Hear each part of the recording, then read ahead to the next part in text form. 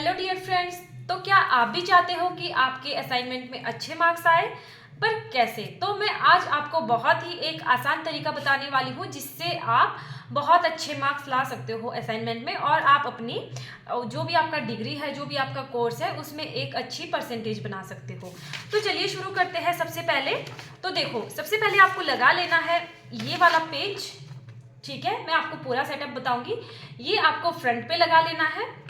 उसके बाद आपको ये वाला पेज लगा लेना है। इसमें आपको क्या, ये तो आपका देखो, इसमें आपकी डिटेल वगैरह सब लिखी रहेगी और इस पेज में आपका क्या लिखा रहेगा, असाइनमेंट नंबर कौन सा है 1, उसके बाद है आपका कोर्स कोड, उसके बाद है आपका कोर्स टाइटल मतलब सब्जेक्ट का नेम। अब आपको लग रहा होगा कि मैंने ये वाला पेज कहाँ से लाया, तो ये वाला पेज है एक, देख लीजिए आप, वेस्ट है एकदम। ये है इंडेक्स हमारा, जो कि किसी यूज़ का नहीं होता है इग्नो की असाइनमेंट में। तो मैंने इसको उल्टा करके इस पे ये बना लिया है, तो आप भी मेरी तरह इसका ऐसे यूज कर सकते हो। उसके बाद आता है आपका फर्स्ट पे ये, सेकंड पे ये, थर्ड नंबर पे आ जाता है आपका क्वेश्चन पेपर।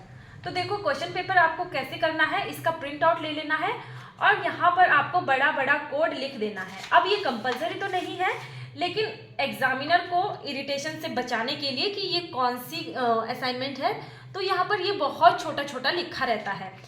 देख लीजिए, यहाँ पर बहुत ज़्यादा छोटा लिखा है, तो इतना छोटा कौन ही पढ़ेगा, तो आप यहाँ पर एकदम अच्छे से लिख देना बड़ा बड़ा। थर्ड नंबर पे आपका ये आ जाएगा, तो आपको ऐसे लगा लेना है। ठीक है, अब ये आपका हो गया सेटअप। अब बात आती है कि अच्छे मार्क्स कैसे लाए। अब इससे तो अच्छे मार्क्स मिलने के नहीं, लेकिन इससे भी कुछ परसेंट आप बचा सकते हो। ये देखो, इतने अच्छे से क्वेश्चन पेपर पे लिख लेना है। नंबर 2 आपको ये लिख लेना है कि कौन सा असाइनमेंट है, क्या सब्जेक्ट कोड है, क्या सब्जेक्ट टाइटल है। फर्स्ट नंबर पे तो आपने ये पहले अच्छे से भर लेना है। अगर आप चाहो तो ये वाला कॉलम आप ब्लू से भरो, ये आप ब्लैक से भरो, या ये वाला ब्लैक से, ये वाला ब्लू से, या जैसे मेन 2-3 चीज़ें रहती है, जैसे आपका प्रोग्राम हो गया, कोर्स टाइटल हो गया, या फिर कोर्स कोड हो गया। ये 2-3 चीज़ें आप अलग से स्केच से या फिर पेन से लिख सकते हो ताकि अच्छे से विजिबल हो। तो चलिए अब शुरू करते हैं कि अच्छी असाइनमेंट कैसे बनाएं। तो देखो, इसका एक सिंपल सा तरीका है, इसका कोई जादू नहीं है, ये एक सिंपल सा तरीका है। आपको सबसे पहले क्या करना है, ये देखो, कुछ इसमें अलग तो नहीं है, लेकिन सबसे पहले आपको दिख रहा होगा इसमें कैसे लाइंस को हाईलाइट किया है ना। तो आपको भी ऐसे हाईलाइट कर लेना है। जो मेन हेडिंग है, क्वेश्चन है, टाइटल है, वो आपको अच्छे से हाईलाइट कर लेना है। दूसरी बात क्या है, आप जरा क्वेश्चन देखिए। क्वेश्चन हमारे पास क्या है, प्रश्न नंबर हमारे पास 1 है, भाषा के स्वरूप और प्रकृति पर विचार कीजिए। तो अब ऐसा तो नहीं है हम डायरेक्ट इसमें विचार करने लगेंगे, क्योंकि भैया ये 20 नंबर का क्वेश्चन है, तो इसमें बहुत ज़्यादा हमें लिखना पड़ेगा। ठीक है, तो भाषा का स्वरूप जो है हम डायरेक्ट नहीं लिख सकते हैं, लेकिन तुम्हारा वही हो जाएगा, नंबर कट जाएंगे और तुम्हें मिलेंगे 20 में से हार्डली 5 या 7 मार्क्स, इससे ज़्यादा नहीं मिलेंगे।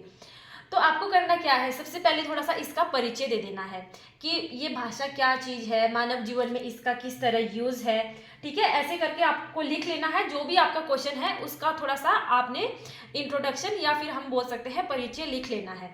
उसके बाद जैसे इसमें मेन बात भाषा की गई है, तो देखो मेरी बहन ने अच्छे से लिखा है। उसमें वो तो खुद भी, उसको तो पता ही नहीं है मुझे क्या लिखना है, लेकिन मैंने ही उसको ये सजेस्ट किया था कि तुमने ऐसे लिखना है। तो फिर उसके बाद उसने लिखा है भाषा का अर्थ, और देख लो अच्छे से उसने हाईलाइट भी कर दिया है, हेडिंग्स उसने बना ली है अच्छे से। आप भी ऐसे बना सकते हो और अच्छे मार्क्स प्राप्त कर सकते हो। उसके बाद आ जाता है हमारा पेज नंबर 2। तो देखो, एक पेज में तो इसने शुरुआत ही नहीं की आंसर की, बस इसमें तो इसने इंट्रोडक्शन लिखा और भाषा का अर्थ लिखा। ठीक है, उसके बाद आ जाती है भाषा के स्वरूप। तो आप देख सकते हो भाषा के स्वरूप इसमें कौन कौन से है, इसने अच्छे से हेडिंग्स बनाई है और हेडिंग्स के माध्यम से इसने भाषा के सभी स्वरूप बताए हैं। देख लो टोटल कितनी है, ये मेन इसने इसके अंदर लिखा है, मेन जो पोर्शन है भाषा का स्वरूप। उसके बाद ये लिखा है यहाँ पर, सारे आपने भी ऐसे ही पॉइंट्स लिख लेने हैं अच्छे से। ठीक है, तो ये आपने ऐसा एक फ्लो चार्ट जरूर बनाना है। फ्लो चार्ट ऐसे नहीं बनता है, और भी बहुत सारे तरीकों से बनता है, तो वो मैं आपको अगली वीडियो में दिखाऊंगी। तो ये देखो, फ्लो चार्ट इसने बना लिया, सारे जो भी इसके अंदर पॉइंट्स आए हैं वो इसने फिर एक एक करके एक्सप्लेन कर दिए। देखो यहाँ पे फिर से है भाषा का स्वरूप, और फिर इसके एक एक करके जो भी ये फ्लो चार्ट के अंदर पॉइंट्स है उसको फिर एक्सप्लेन किया है अच्छे से, और साथ में इसको अंडरलाइन भी किया है। देख लो, तो आप भी ऐसे ही कर सकते हो। और लास्ट टाइम भी इसके बहुत अच्छे मार्क्स आए थे, मतलब बहुत अच्छी इसकी परसेंटेज बनी है फर्स्ट ईयर में। अब तो इसका सेकंड ईयर है। फिर आ जाता है हमारा जो क्वेश्चन था, उसमें भाषा का उसमें क्या पूछा था, भाषा की प्रकृति और स्वरूप पूछा था। तो स्वरूप तो हमने देख लिया है। अब हम देख लेते हैं भाषा की प्रकृति। तो देखो, इसने अच्छे से एक्सप्लेन कर दिया है जितने भी है ये 6 के 6 पॉइंट। अब देखो, अब आता है भाषा की प्रकृति। तो भाषा की प्रकृति ऐसे नहीं है कि इसने कोई चिट्ठा लिखा है, ऐसा आपको बिल्कुल नहीं करना है।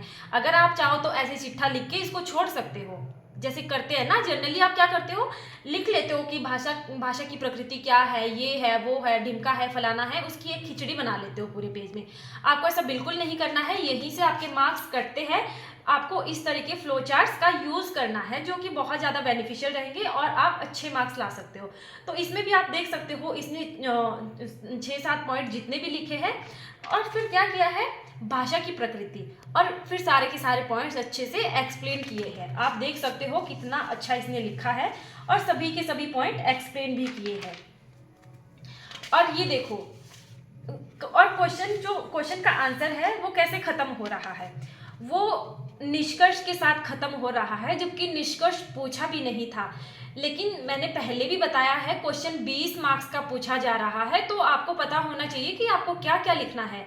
तो जब भी आपसे ऐसे कोई क्वेश्चन पूछा जाता है, 5-7 मार्क्स से ज़्यादा का कोई क्वेश्चन पूछा जाता है, तो उसमें इंट्रोडक्शन और कंक्लूजन जरूर आता है।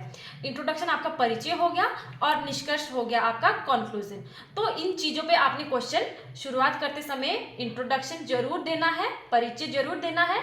उसके बाद क्या करना है, परिचय अपना नहीं देना है, क्वेश्चन का परिचय देना है। और जो निष्कर्ष है, उसमें फिर आपने क्वेश्चन को खत्म करना है कि आपने इस क्वेश्चन के अंदर क्या क्या लिखा है या फिर क्या क्या पढ़ा है।